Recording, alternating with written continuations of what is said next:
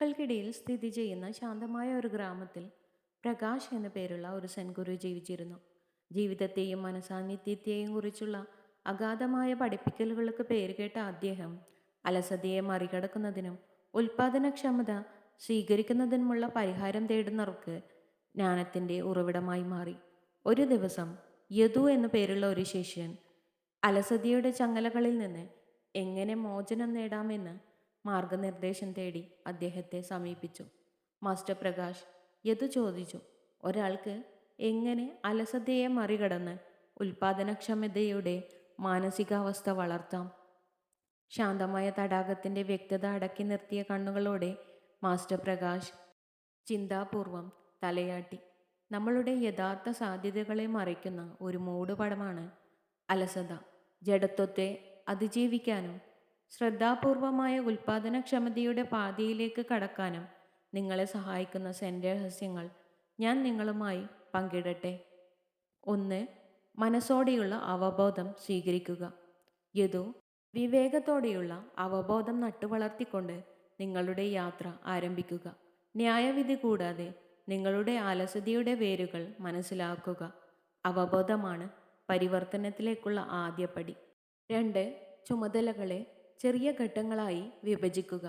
ഒരു ദുഷ്കരമായ ദൗത്യം നേരിടേണ്ടി വരുമ്പോൾ അതിനെ ചെറുതും കൈകാര്യം ചെയ്യാവുന്നതുമായ ഘട്ടങ്ങളായി വിഭജിക്കുക. 1000 മൈലുകളുടെ യാത്ര ഒരു ചുവടുവയ്പിൽ തുടങ്ങുന്നു. ചെറിയ സ്ഥിരതയുള്ള പ്രവർത്തനങ്ങൾ അലസതയുടെ നിഷ്ക്രിയത്വത്തെ ഇല്ലാതാക്കുന്നു. 3. ശ്രദ്ധാപൂർവമായ ശ്വസനം പരിശീലിക്കുക. യദു നിങ്ങളുടെ ശ്വാസവുമായി ബന്ധപ്പെടുക. അലസതയുടെ നിമിഷങ്ങളിൽ ശ്രദ്ധാപൂർവമായ ശ്വസനം പരിശീലിക്കുക. അത് നിങ്ങളെ വർത്തമാനകാലത്തിലേക്ക് നയിക്കുകയും പലപ്പോഴും നീട്ടിവെക്കുന്ന മാനസിക മൂടൽമഞ്ഞിനെ ഇല്ലാതാക്കുകയും ചെയ്യുന്നു. 4. വ്യക്തമായ ഉദ്ദേശങ്ങൾ സജ്ജമാക്കുക. നിങ്ങളുടെ ഉദ്ദേശങ്ങൾ വ്യക്തമായി നിർവചിക്കുക. നിങ്ങൾ എന്താണ് നേടാൻ ലക്ഷ്യമിടുന്നത്?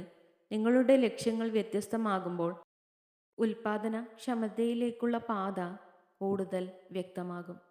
അലസതയുടെ മൂടൽമഞ്ഞ് തീർക്കാൻ ഇടം നൽകുന്നില്ല. 5. ഒരു ദിനചര്യ നട്ടുവളർത്തുക. ഒരു ദിനചര്യ സ്ഥാപിക്കുന്നത് അലസതയെ പ്രതിരോധിക്കുന്ന ഒരു ഘടനാപരമായ അന്തരീക്ഷം സൃഷ്ടിക്കുന്നു.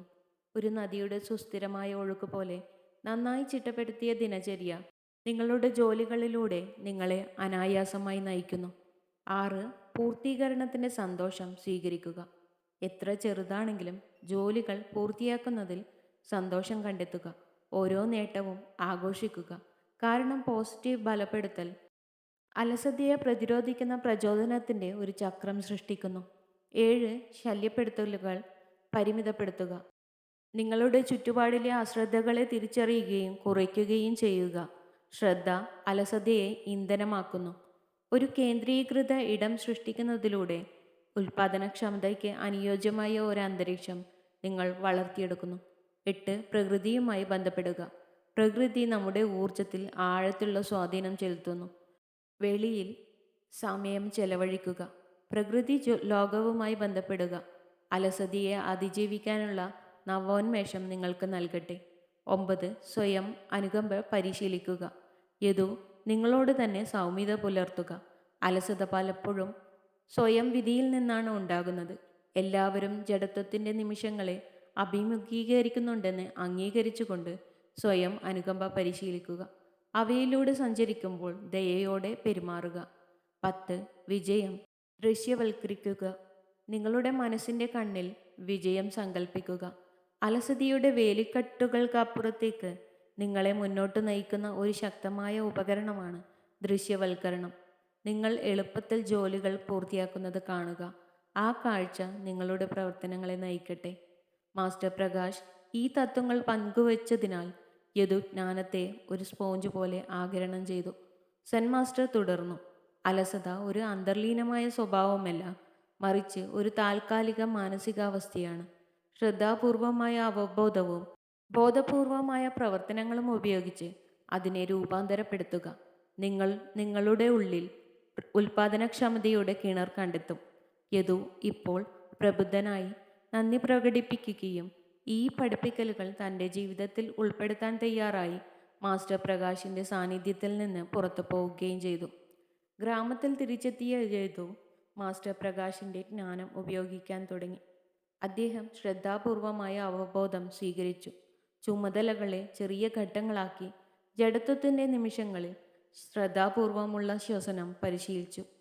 വ്യക്തമായ ഉദ്ദേശങ്ങൾ സ്ഥാപിക്കുകയും ഒരു ദിനചര്യ വളർത്തിയെടുക്കുകയും ചെയ്യുക എന്നത് അദ്ദേഹത്തിൻ്റെ ദൈനംദിന പ്രവർത്തനങ്ങളുടെ ചട്ടക്കൂടായി മാറി. യദു ജോലികൾ പൂർത്തിയാക്കുന്നതിൽ സന്തോഷം കണ്ടെത്തി. തൻ്റെ പരിതസ്ഥിതിയിൽ പരിമിതമായ ആശ്രദ്ധകൾ തൻ്റെ ഊർജത്തെ പുനരുജ്ജീവിപ്പിക്കാൻ പ്രകൃതിയുമായി ബന്ധപ്പെട്ടു. അവൻ സ്വയം അനുകമ്പ ശീലിക്കുകയും വിജയം ദൃശ്യവൽക്കരിക്കുകയും ചെയ്തു. അലസതയുടെ വേലിക്കെട്ടുകൾക്കപ്പുറത്തേക്ക് അവനെ മുന്നോട്ട് നയിക്കുന്ന ഒരു മാനസികാവസ്ഥ വളർത്തി. യദുവിൻ്റെ രൂപമാറ്റം ശ്രദ്ധിക്കപ്പെടാതെ പോയില്ല. അദ്ദേഹത്തിൽ നിന്ന് പ്രസരിക്കുന്ന പുതിയ ഊർജവും ഉൽപാദനക്ഷമതയും സഹഗ്രാമീണർ നിരീക്ഷിക്കുകയും അദ്ദേഹത്തിൻ്റെ മാർഗനിർദ്ദേശം തേടുകയും ചെയ്തു. യദു ഇപ്പോൾ സെൻ അലസത പരിവർത്തനത്തിൻ്റെ ഒരു വിളക്കുമാടമായി. മാസ്റ്റർ പ്രകാശിൻ്റെ പഠിപ്പിക്കലുകൾ മറ്റുള്ളവരുമായി പങ്കിട്ടു. ശ്രദ്ധയും ബോധപൂർവമായ പ്രവർത്തനങ്ങളും ഉൽപാദനക്ഷമവും സംതൃപ്തവുമായ ജീവിതത്തിലേക്ക് നയിക്കുന്ന ഒരു സമൂഹത്തെ വളർത്തിയെടുത്തു. മാസ്റ്റർ പ്രകാശ് അദ്ദേഹത്തിൻ്റെ പഠിപ്പിക്കലുകളുടെ അലയൊലികൾ നിരീക്ഷിച്ചു അംഗീകരിച്ചുകൊണ്ട് തലയാട്ടി. സെൻ അലസത പരിവർത്തനത്തിൻ്റെ തത്വങ്ങൾ ആദരിക്കപ്പെടുന്ന ഒരു സങ്കേതമായി ഗ്രാമം മാറി. ജഡത്വത്തെ പ്രവർത്തനമാക്കി മാറ്റുന്ന ഒരു മാനസികാവസ്ഥ നിവാസികൾ സ്വീകരിച്ചു. If you love to watch this video, you can like, share and subscribe.